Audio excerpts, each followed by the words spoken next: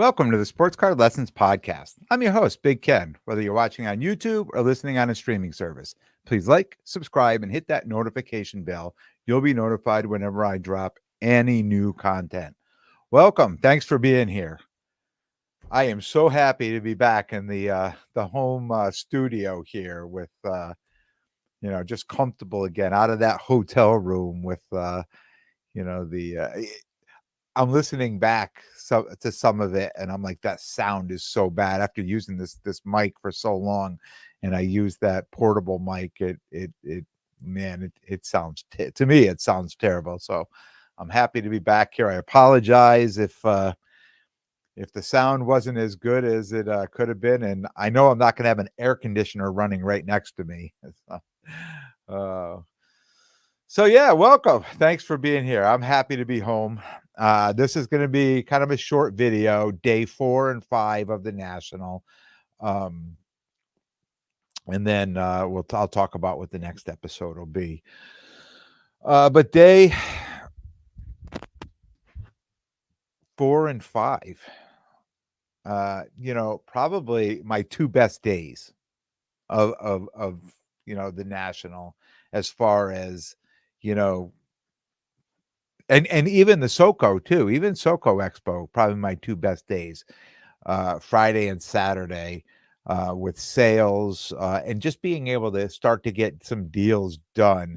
Now, I kind of recapped a little bit of Friday already. You got half of Friday, so I don't need to go into that too much for the day of the National. But Friday night at SoCo, again, and I'll say I didn't sell, much women's soccer over there, but I didn't sell any women's basketball. I did sell some women's soccer, not a ton of, I should say. I mean, I didn't even realize how much I had. When I started pulling it out, I was amazed myself how many cards I had over there, enough to fill two huge cases.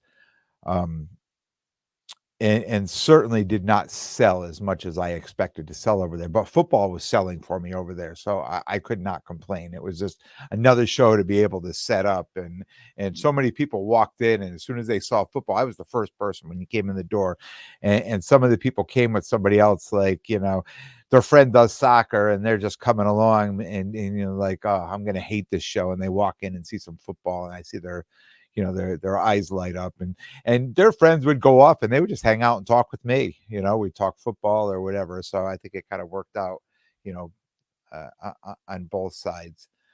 Um, I'd been talking about Saturday that I thought that was going to be so crowded that even if I went, I wouldn't have stayed. Like, I would have left.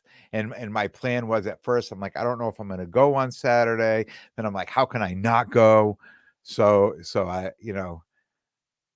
I got up early to get over there to get in with the VIP, and it, it's so far from what I was thought how bad I thought it was going to be. It was that good, right? I was surprised how good it was on Saturday. I got over to the show about 9:20, and because where my hotel was positioned, I would come in from a different way. So everybody coming off the highway, there'd be long lines of traffic coming in off the highway. So I was able, where I came in from the backside, I would sit in a line, but I would probably get in faster than most. But I realized when I was leaving on Thursday that the exit, there was kind of an entrance over there that nobody was really standing at until you got way further in. So on Saturday, when I was going over that way, I'm like, you know what? I'm just going to drive up there because I know where it goes. I watched it come in. It's the backside of the parking lot. So I just drove up that road, and I looped all the way around, and I got all the way to the VIP. I wish I would have figured this out earlier, but it got me all the way to the VIP parking. And somehow I think it had been blocked off the first couple of days, and maybe somebody just opened it up or forgot to reblock it. I don't know. Yeah, so got me all the way around to the other side to the VIP parking. So I parked, I got out. I mean, the line to get in at 9:20, the line to get in to the building on Saturday was just so long. I mean, it just came all the way through the parking lot, around the building. I mean, people were just lined up. And luckily enough, I had the VIP badge, so I got to bypass all that. I just walked past everybody, walked right in at 9:30, got right into the show. Uh, and I have to say, Saturday morning from 9:30 to about 11:30, easy shopping for me. Um, and I don't know why it didn't get busier faster. The only thing I can think is there was so many people outside, it just slowed everybody down from actually getting into the building. Because inside the building, it really didn't start to get busy till almost 11:30, where noticeably the crowds were starting to build up inside there. And and even during that time, I had to go to the bathroom. I walked right into the bathrooms. I'm like, oh, I mean, it reminded me of a Wednesday, a Wednesday show, when it opens at like 3 o'clock or 4 o'clock or whatever the VIPs get in, and you're just going from table to table and just looking at everything. But for whatever reason, it was just the most pleasant shopping Saturday morning. Gave me 2 hours, at least 2 hours of comfortable shopping, and dealers were relaxed enough. They were making deals. They were listening to offers. They were willing to negotiate, even know that they knew the crowd was coming that day. I think by Saturday, um, they've been buying these cars all weekend, and they're like, I need to start selling some of these cars. I'm not sure, but it was just easier to make deals. Friday and Saturday were much easier. Wednesday and Thursday were so hard to try to get any deals done at all. Um, and everyone at the National I talked to that had any women's basketball in their case, I asked them, they're like, I can't keep it in here. I'm telling you, I can't keep it in here. I'm buying cards off of people. I'm dropping them in the case. They're not lasting 20 minutes. They're being sold. Caitlin Clark, Angel Reese, Juju Watkins, Paige Beckers, Cameron Brink, everything they're dropping in there, just selling right out. And I went there with a bunch of women's basketball that I'm set up at the SoCo Expo, and nobody's buying. Like, I'm sitting there and people are coming in like, oh yeah, look, this Caitlin Clark and Angel Reese, nice. And they just keep walking, right? And nobody was buying it, but a show that's happening right down the street, with the masses, right? And nobody can keep these cards in their case. So by Friday, I started selling some cards over at the National, and Saturday the same thing. I was selling cards, and I was using some as trade bait. I had some higher end ones that I didn't want to take 80 or 85% on. So I was saying, look, I mean, if we can work out a deal for your overpriced women's basketball card, maybe we can get something done here. And the cards were good enough that they really wanted the cards. Like they knew I was taking a bigger card, but they would rather, let go $500 Paige Beckers card, right, and take a couple $250 Caitlin Clark cards or Angel Reese cards, right? So they were really pretty even trades, but I'm able to get the deal done because I'm not selling them over at my show I'm at. They're not selling. So this was my new game plan with the women's basketball. And in fact, Thursday night over at the SoCo Expo, guy came in and he was trying to buy all my women's. He's like, oh, I'll buy all these Caitlin Clark, Angel Reed. Like, I'll take them off your hands. That he was going to do me a favor. But he wanted them all at 70%. And I'm like, yeah, I just can't do that. I said, I'd be at 90. I calculated them all out. I said, this is where I'm at. And I think it was actually at 89%. I set the price up. I said, you want it all? This is where we'll be. And when I say all, I probably had maybe 12, 14 cards. I mean, I wasn't like I had a full case full, but and we just didn't end up. He said, no, that's where I'm at. That's where I'm comfortable. I said, appreciate it. Didn't get the deal done. So, by Saturday, I went in and I moved, 95%. There was only a couple of those cards left. And in fact, on Saturday, I didn't even put them out. I just left them in my case. And the same guy came back in Saturday. He's like, I changed my mind. I think I'm going to take all the. And I'm like, he's like, do you still have any left? And I'm like, no, they're gone. He's like, oh, I came back to buy them all. He goes, I was a fool. I should have bought them all last night. He said I could have moved them all today over there. I said, yeah. I said, I know. I said, I had planned on being there in that show, and I thought, I would have moved all that. And in fact, I think I would have probably sold a lot more women's soccer at the main show as well. In fact, I know I would have. I know I would have over there. But I moved them all, which was good, and I ended up moving into cards that I really wanted. Cards that I'm going to be sitting on and holding now, and probably until fall or almost into the winter. And just kind of what I talked about. This is what I'm going out there. I'm buying now for 4 to 6 months from now, and this is kind of my plan. And this is I'm keeping up with it now, and I'm staying true to my word of what I'm doing, and I'm happy. I'm excited. I came home with a ton of stuff that I'll share with you. I would imagine Sunday is probably the best day to buy, but I was happy to be. I was done. I was toast. I was tired. It was a long week, and I was happy to be in the car Sunday morning, uh, driving home. I was happy to sleep in my own bed Sunday night. I talked to a listener who came over to the SoCo Expo on Saturday evening, and he had just gotten in at dinner time. He had traveled. He just got there at dinner time. And I said, you're just showing up now? The show's been going on all week. He said, no, no, no. He said, this is what I do. I just show up late Saturday. I stay over one night. I spend my day at the National tomorrow, and I buy is wax. I save my money all year and I go buy wax. And according to him, that's what he does every year. And he just feels that dealers, if he any other day besides Sunday, he said you cannot make a deal on wax. Now, I didn't try to buy any wax, so I'm just repeating what he says, right? But he says that dealers don't want to pack the wax up on Sunday, so they'd rather just sell it at a discount than pack it up and bring it home. So for what it is, that's what he does. He feels he gets a great deal, and that's his game plan every year. So Saturday by 1:00, it really started getting crazy busy in there, and to a point where you really couldn't get up to a table. You had to kind of wait, maneuver your way in. So I headed downstairs to the VIP lounge, used the restroom because that's the only one that the line was reasonable. And I noticed, or I saw these tables down there that every table, people would just set up their cards were set up like a trade night, downstairs.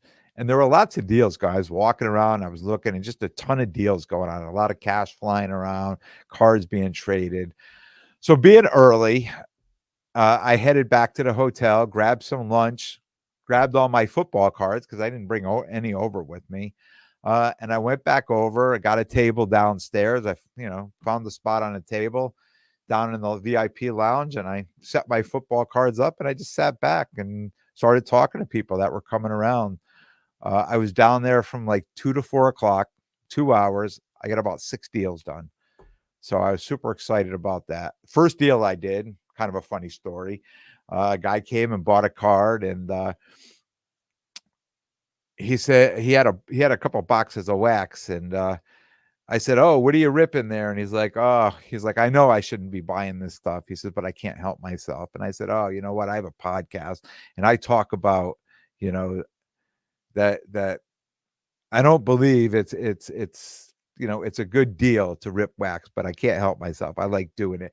And he's like, "Your voice sounds really familiar." And he pulls his phone out and he goes through and he turns his phone. He goes, "I'm subscribed to your podcast. I listen to you every week." He says, "But I listened to it on, the podcast version. I didn't know what you looked like." so, so I thought that was just kind of funny. And I've heard that a couple of times before. People said, "Oh my God, your voice sounds so familiar." Um, but I got a deal done with him. I got about 5 other deals done. And there could have been more. I mean, there was some deals that just fell apart over 50 or $100 difference. But it was nice to be, kind of down in the weeds, right down there, kind of moving and things happening down there with even though I couldn't be upstairs, with the popular kids, right, with at the tables and the booths, but I was downstairs, I was making it happen, and I was, getting my deals done. So I was pumped about that. Uh, Saturday night, final night of SoCo Expo. Uh, it was a dead night for me. I was just selling singles, out of the singles boxes, but meeting a lot of people coming in, having good conversation.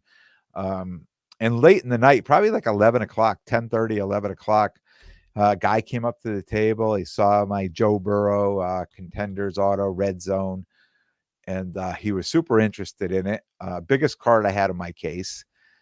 So we spent about an hour working out a deal. He had a case there. He went out to his car. He came back with more cards out of the car and more cards and another case. And so I found some cards that, I was interested in, that I was willing to take.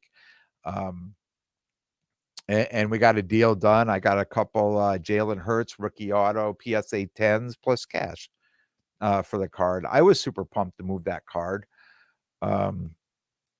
to more affordable liquid cards and put some cash in my pocket, right? As nice as that card was and as well priced as it was, I think once you get around to that 5K and up mark, uh, people don't want to pay all cash for a card like that. So there always needs to be some trade involved. And you know what? That's how I acquired that card, right? Was cash and trade. And that's how that card departed me the same way. So not only am I happy to have, some really liquid Hertz PSA 10 cards, but I'm even more happy to have them heading into the Fishtown show in Philly in August. So I think they'll be some very popular cards. And in fact, I've probably picked up, 8 or 10 Hertz cards over the last month, just knowing that I'm going to be doing that show and other shows in that area or down that way, throughout the fall. So I'm happy to have, and I believe he's going to have a very good year this year. So I think it's going to be a win-win for me. Always planning ahead, right? Always planning ahead. So that's how my night ended at SoCo. That's how my SoCo show ended, with a big deal, right? So I was excited about that. Getting that deal done really was like the cherry on top to to this year's national for me. Being able to get that deal done and going home with just feeling good about the deals I had done, and making the best of a situation that, just adapting and figuring out how to make it work for me. And I think I did pretty well.